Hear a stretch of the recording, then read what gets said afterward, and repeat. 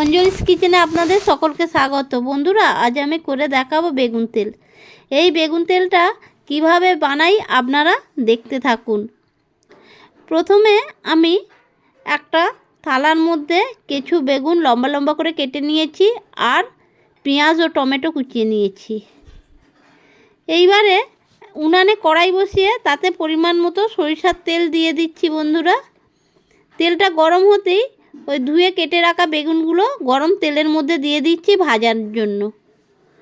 এইভাবে লাল লাল করে ভেজে তুলে নিচ্ছি। বন্ধুরা, একটা পাত্রে ভাজা বেগুনগুলো তোলার পরে এবারে যে তেলটা ছিল বেগুন ভাজার, সেই তেলের মধ্যে গোটা জিরার ফোড়ন দিলাম।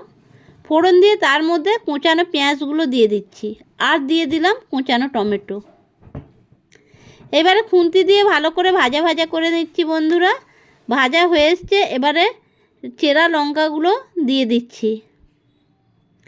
চেরা লঙ্কাগুলো দিয়ে ভালো করে নাড়াচাড়া করে নিচ্ছি।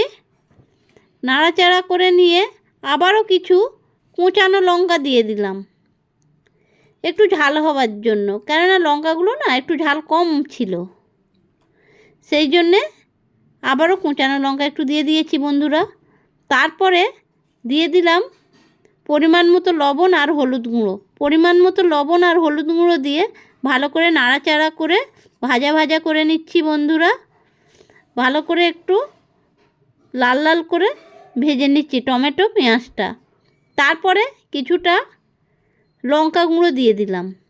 লঙ্কা গুঁড়ো দিয়ে বন্ধুরা নাড়াচাড়া করে ভালো করে ভেজে পরিমাণ মতো জল দিয়ে দিলাম।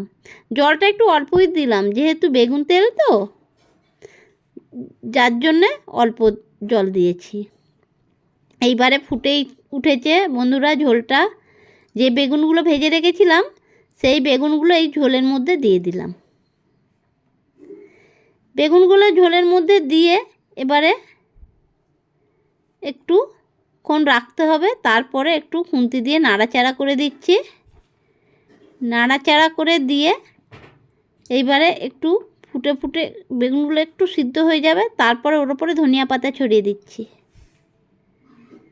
ধনিয়া পাতা দিয়ে এইবারে নাড়াচাড়া করে তুলে নিলাম। হয়ে গেল আমার তেল বেগুন। দেখুন বন্ধুরা কত সুন্দর হয়েছে।